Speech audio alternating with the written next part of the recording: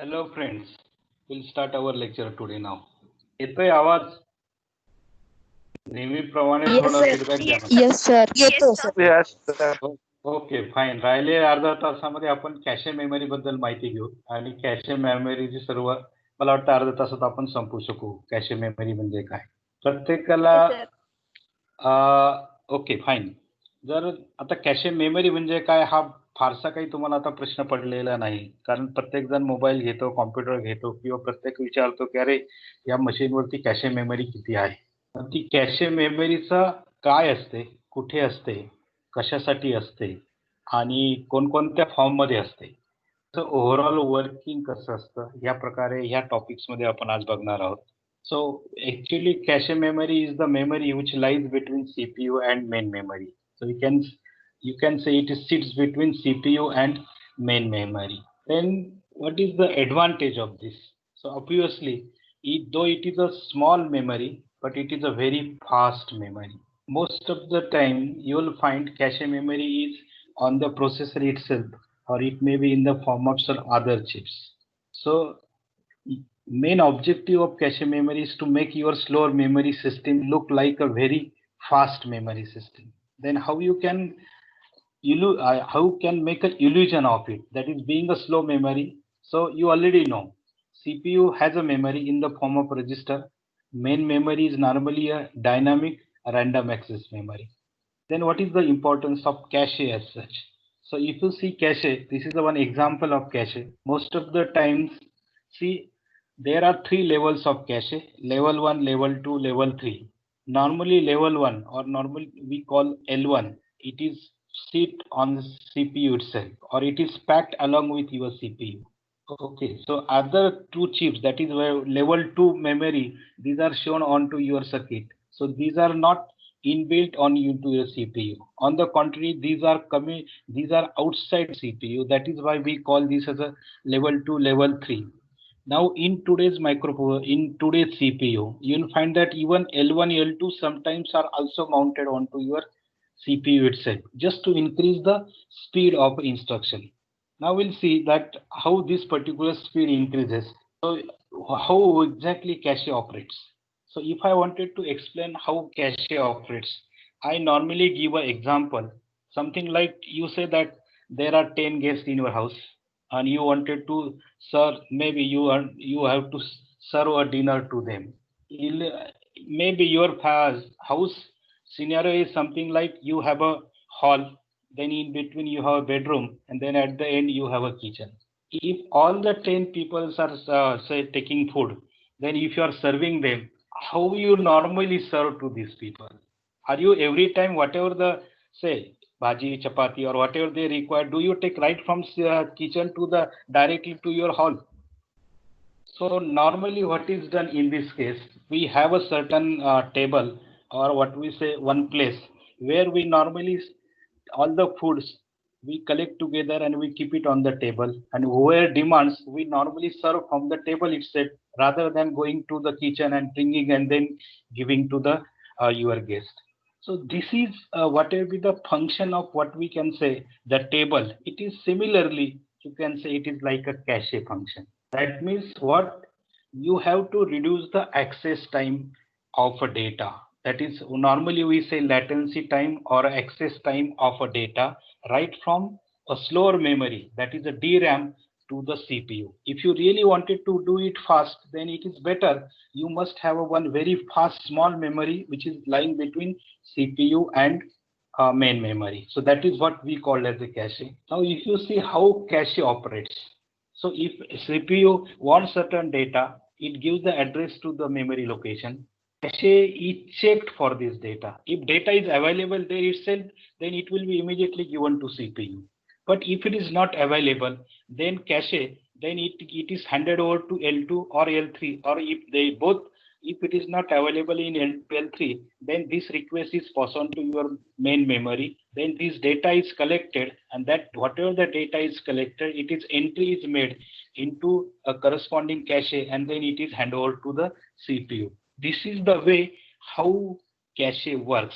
Now we have to see that how this cache improves. Same operation you can also see by using what is called as a flowchart. So it says if you want to have a data, if data is available in the cache, if available, give it and work is over. If not, then request to your main memory, get the data from main memory, and then it is handover. So this is nothing but the normal operation of a cache. Then if you want to decide cache, then what should be the cache? Then there are certain parameters. Very important parameter is size of a cache. Normally you will find L1 is always a small in terms of kilobytes. If you talk about L2, it will be some megabytes, maybe from say 0.5 megabytes to maybe 8 MB. Then if it is larger, more than 8 MB, this is normally a L3 cache. So that depends on what should be the size of the cache. Fundamentally, it should be as minimum, as small as possible to have a fast access.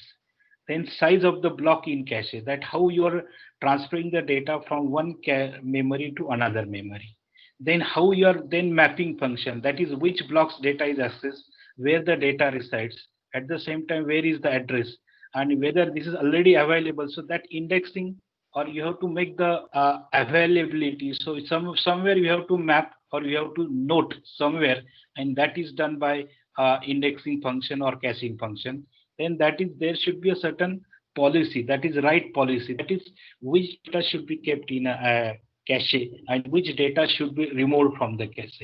There are different algorithms used for this, and there are 5-6 good algorithms are there which are used for which decides which data should be moved out of the cache and which data should be taken into cache.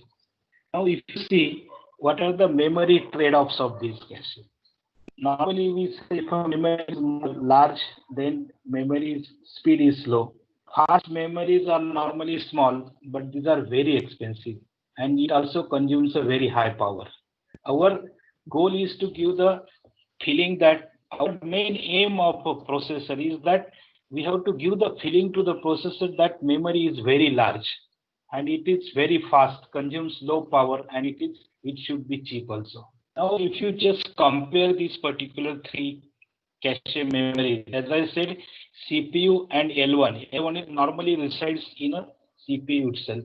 L2, L3, and there can be a memory, that is DRAM. So if you go from left side to right side, you will find the speed of a left side is the fastest, and as you go to right, that will become slower and slower. Similarly, slice L1 is the smallest, and as you L2, L3, that size will be larger. Cost, obviously L1 has the highest cost because L1 uses what is called as the static RAM, and then on the contrary, this memory is the dynamic RAM. So this is the highest cost, and as you go right, that will be lowest. Similarly, power requirement of L1 is very high compared to L3, L3 or DRAM. See, this is another presentation of cache, that is CPU main memory, and how these blocks are residing in between. So as we say, this is the fastest bit communication between CPU and L1 because they are on the chip itself.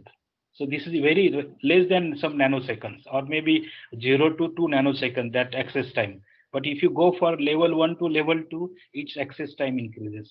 Then this is become level 2 to level 3, it is still less fast. And normally compared to main memory and CPU, now we have seen in motherboard lecture that main memory and CPU data transfer is something nowadays because of certain higher, because of clock as well as multi-core chips, you find that FSB, that is the front side bus, it has increased to certain gigabytes. Now it goes up to 10 gigabytes. Such a tremendous data transfer is possible between DRAM to CPU up to 10 Gbps. Now, if it is 10 Gbps, you can imagine if you have a static RAM, something of level 1, level 2, then this data speed is still increased, and that you can experience if you have a good cache on your CPU, then obviously its performance is better than without cache.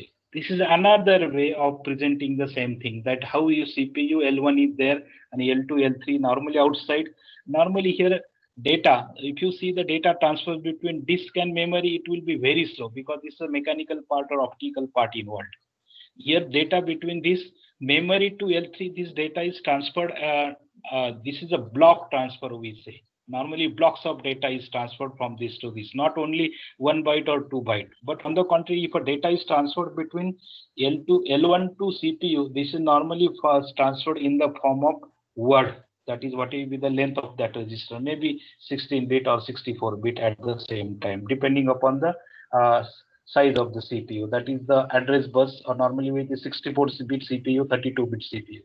You already know what is 64-bit CPU. I mean, when I say 64-bit CPU, that means at a time CPU can make the CPU can handle the instruction, or if you want to do the addition of two numbers at a time, you can add 64-bit plus 64-bit. That is what we can say the 64-bit CPU or 64-bit ALU. Okay, now this is, you can note that where the CPU and chip lies, L1 actually lies inside the CPU chip. Let's see now what are the diversities into a cache. Now, as you said, there are multiple levels, L1, L2, L3. We also say which is faster, which is slower. Normally, L1 is always on cache. As I said, in advanced CPUs today, even L1 plus L2 can also be on CPU. There, if you see the what is content of cache, so you'll have an instruction as well as data. There will be separate maintenance of data, separate instructions will be there on the cache. This is, and here these instructions are likely to be reused again and again. So here, whenever you say L1 cache is the cache that is within the CPU. So it is fastest, smallest, and more expensive. L2, L3 is that is outside the CPU, but it loads the data from RAM and then it is given to the CPU. Hence, it is a less expensive. So this is somewhat the operation of this. As if you see enter at the center, we'll find there is address data, that is a cache. Left side, you will have a memory address from processor. So here, how the data is taken from memory and then it is put into cache, and from this cache, how this data is given to the CPU. So this is the what we, in fact, cache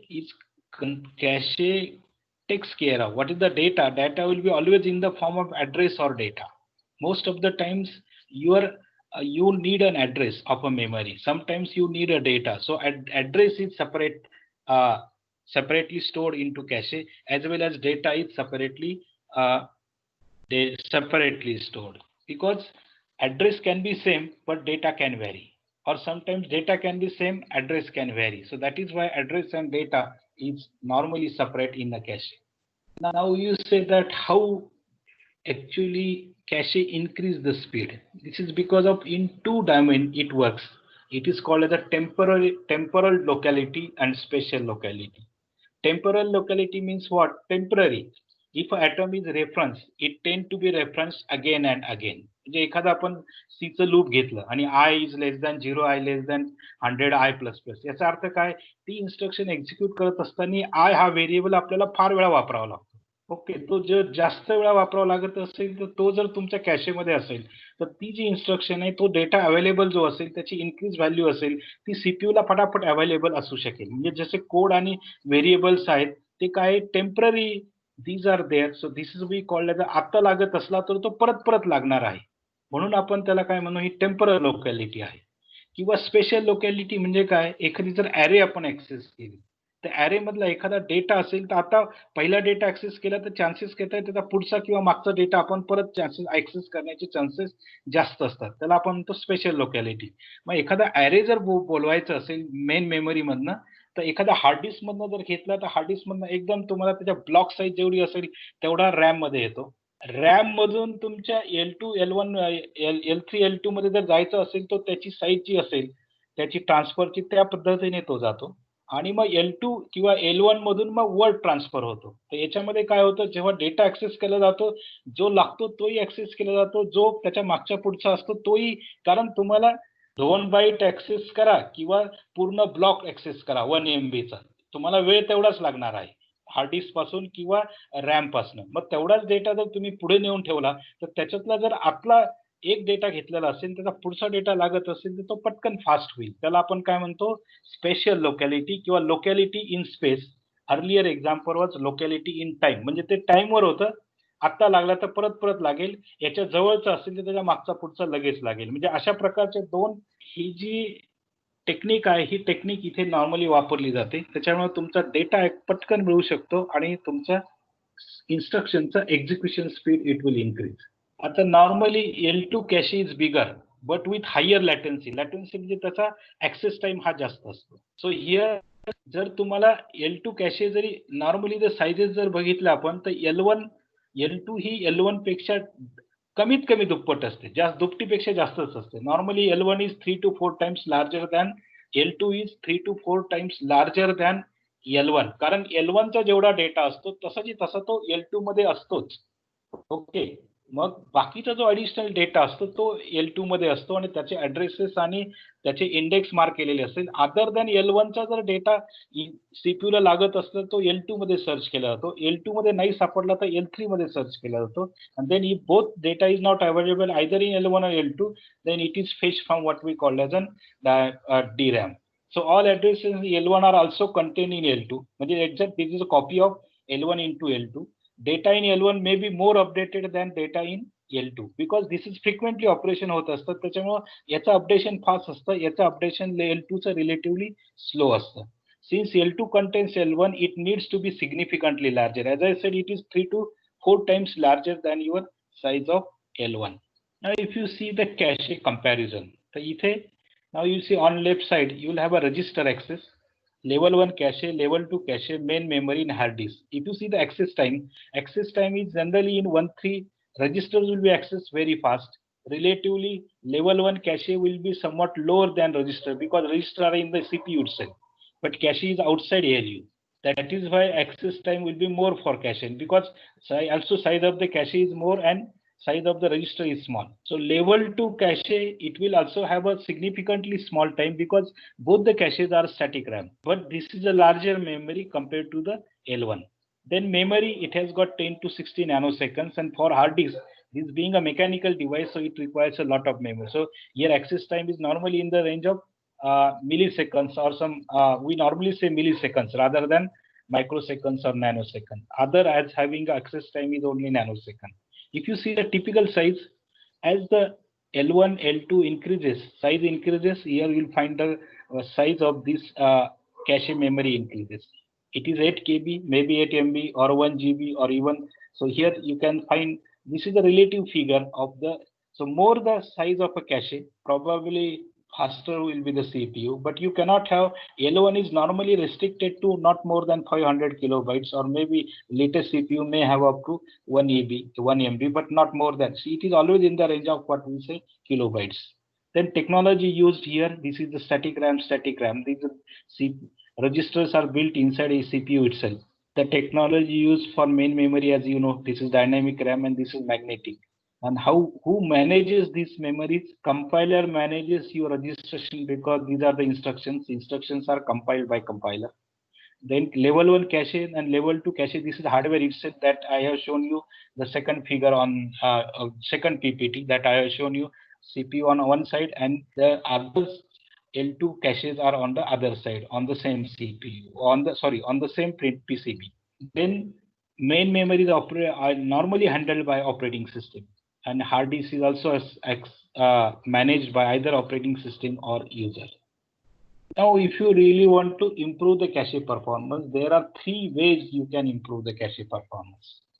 To reduce the cache miss rate, that means if you want to access certain data, then that data should be available into cache. If it is not available, then we say that is a miss. This is what we call as a miss rate, and miss rate should be as minimum as possible. Then त्याच्यासाठी काय करता येईल, एक तर cache वाढवता येईल size, पण फार वाढवली तर त्याचा अगेन स्पीड कमी होऊ शकेल. म्हणजे you have a certain upper limit on a size of the cache. Reduce the compulsory misses. Whatever the compulsory misses, that is because of larger block size, hardware prefetch किंवा software prefetching data. Either you are prefetching instruction data or a data, you have to reduce these compulsory misses, especially when this happens. Suppose if you are accessing something, normally you know that in most of the processor, you have a fetch access, decode, and fetch, decode, and execute. These are the 3 cycles normally in microcontroller or microprocessor. But suppose one instruction is executing, and if there are 5-6 layer in next 5-6 instruction are prefetched, and if there is a jump instruction, then whatever the next instruction executed, that becomes useless, because you have to jump and you have to execute again, you have to first. So for that you need to have certain another logic. That is what we can say here. You have to have certain better logic where this will take care of you, what is called as a branch locking. That is also taken care in advanced CPUs. Then next is reduce conflict misses.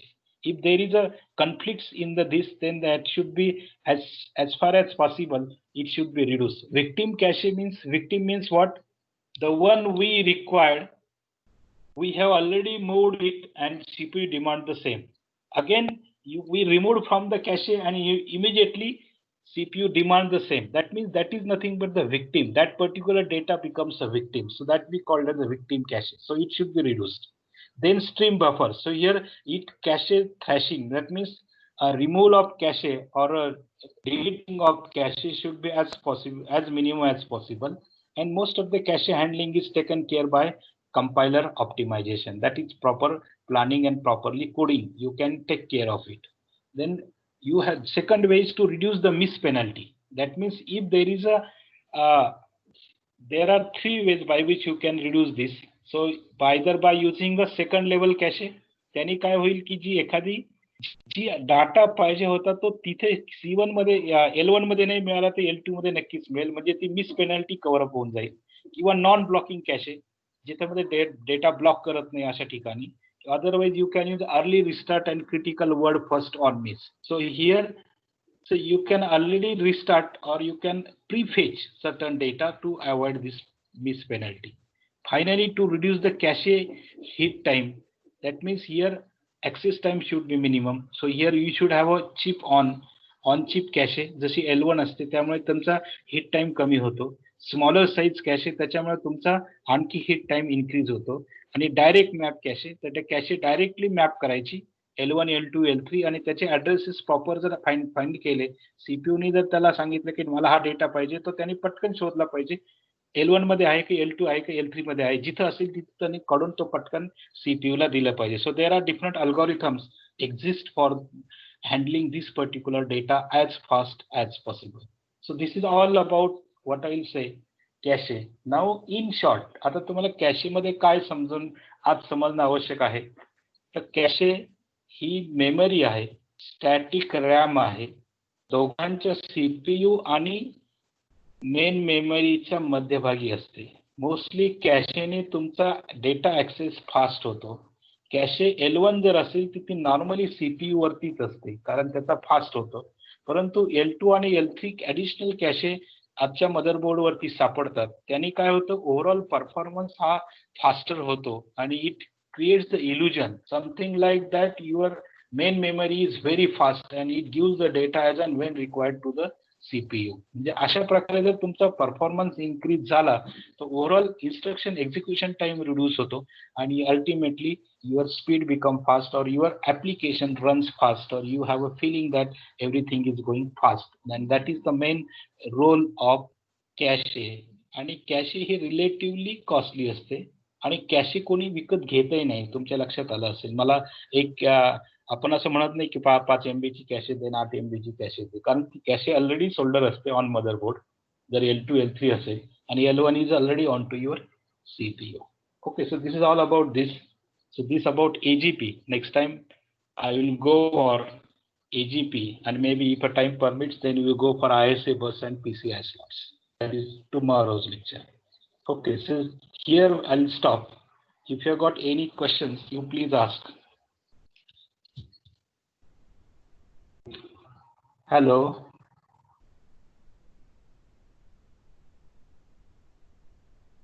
Hello.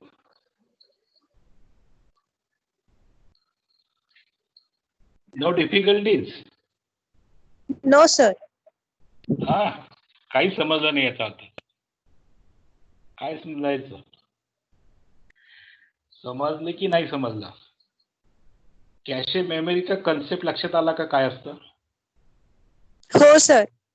बरं, तुम्ही Google क्लासरूमचा उपयोग करताय? तुमच्या मोबाईलवरनं पण तुम्हाला Google classroom पाहिजे तेव्हा मिळेल. माझ्या पीपीटी किंवा लेक्चर्स तुम्हाला पाहिजे तेव्हा मिळतील. ऍक्सेस करताय का तुम्ही कधी? हो सर. EP3CHN क्लास, हो सर. EP3C हो सर. त्याची सवय ठेवा, म्हणजे तुम्हाला दुसरीकडे काही पाहायची गरज नाही. एनिवे तुम्ही सुदैवी आहात, तुम्हाला थेरी पेपर द्यायचा नाही. ओके, त्याच्यामुळं याच्या ज्या गोष्टी मी सांगणार आहे तुम्हाला, जे काही सांगायचा माझा प्रयत्न आहे तो एक लॉजिकली आणि पिक्चुरली मी जास्त शिकवायचा प्रयत्न करणार आहे. त्याचे कन्सेप्ट तुम्हाला क्लिअर करायचे आहे आणि एकदा कन्सेप्ट जर क्लिअर झाले तर याचा उपयोग तुम्हाला नंतर होईल कधी. परंतु आता तुम्हाला थेरीच्या दृष्टीने हे कसं होतं आणि त्याचं लॉजिक कोणतं आहे, हे काय आणि हे कसं वर्क होतं, त्यांच्या रिस्क कशी इम्प्रूव्ह करतात, असं कधी काही कोणी विचारणार, बरोबर आहे. परंतु at the same time you should understand the overall operation of it, म्हणजे काय आहे, कन्सेप्ट काय आहे, त्याच्या मागे ते का केलेलं आहे, त्याची डेव्हलपमेंट कशी आहे आणि हे केल्याने त्याचा कसा फायदा होतो आणि अल्टिमेटली त्याचा रिस्पॉन्स कसा मिळतो. अशा अँगलने जर तुम्ही विचार केला तर it will be fine. Okay, अजून काही दोघं जण जेवायला गेलेले दिसत आहेत. 60 वरून 58 वरती गेलाय. ओके, थांबायचं मग आज इथे. हॅलो, ठीक आहे. If you don't have any difficulties then now will stop here. हा, कोणाला विचारायचं काही? Hello sir. हा बोला. हा सर मला ना थिक इथरनेट आणि थिन इथरनेट मधला डिफरन्स काय आहे तो सांगता का प्लीज? अच्छा, ओके. आता इथरनेट बेसिकली काय आहे, एक स्टँडर्ड आहे. स्टँडर्ड कशासाठी आहे तर ते प्रोटोकॉल आहे, हा 802.3 म्हणून IEEE ने डेव्हलप केलेला. आणि त्याच्यामध्ये काय असतं की तुमचा डेटा पॅकेट्स कशा तुमच्या याच्यावरती ट्रान्समिट केला पाहिजे, हे एक इथरनेट स्टँडर्ड. दोन कॉम्प्युटर असतील तर डेटा पॅकेट्स मध्ये ट्रान्समिट होतात. मग ते पॅकेट्स एकाच वेळी तुम्ही एकाने ट्रान्समिट केले तर दुसऱ्या तर लाईनवर असेल तर त्यावेळी ते बंद एकमेकांना, कसे जसे रस्त्यावर दोन गाड्या आल्या एका समोरासमोर तर कोलिजन होतं, तसं त्या पॅकेटचं कोलिजन होऊ नये याच्यासाठी ते स्टँडर्ड्स आहेत. आता जेव्हा थिक आणि थिन इथरनेट म्हणतो तर thick Ethernet cable is applied to your, जे आपल्या आता इथरनेट स्टँडर्ड सगळ्यावरती अप्लाय होतं, म्हणजे तुमच्या ऑप्टिकल केबल्स असो किंवा आपण ज्या नेटवर्किंग केबलिंग म्हणतो, दॅट इज RJ45 ला जे काय UTP केबल्स म्हणतात, अनट्विस्टेड पेअर केबल्स, आणि त्या केबल्स असतील किंवा तुमच्या कॉपर केबल्स असतील, सगळ्यावरती तुमचा डेटा ट्रान्समिट होतो. त्याच्यामध्ये थिक इथरनेट मध्ये काय होतं की this is the data is speed is very fast and medium is relatively thick. आणि हे थिन इथरनेट जे आहे that is normally on your UTP cables, त्याच्यावरती डेटा ट्रान्समिट होत असतो. ओके, सो आपण इथरनेट थोडंसं आपल्याला नेटवर्किंग मध्ये शिकता येईल, पण एवढं काही फारसं नाही येते आपल्या करिक्युलम मध्ये विचार केला. दॅट इज रिलेटेड तुमचं एक 802.3 पॉईंट स्टँडर्ड जे आहेत असेच त्याचं 3-4 स्टँडर्ड्स आहेत त्याच्यामध्ये की डेटा कसा ट्रान्समिट केला पाहिजे. एक टोकन रिंग स्टँडर्ड्स आहे आणि एक इथरनेट स्टँडर्ड्स आहे. जे डेटा एका इथरनेट कार्ड पासून दुसऱ्या इथरनेट कार्ड पर्यंत कसा जाईल ओव्हर अ लाईन और may be over a air, म्हणजे वायरलेस कसं जाईल, तर त्याचे ते स्टँडर्ड्स आहेत. वायरलेस स्टँडर्ड्स वेगळे आहेत, केबल स्टँडर्ड्स वेगळे आहेत. Okay okay, sir. अजून कोणाला?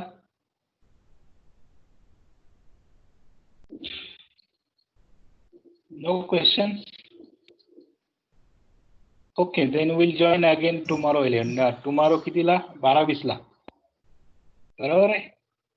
Tomorrow will join again at 12:20. Thank you. Thank you sir.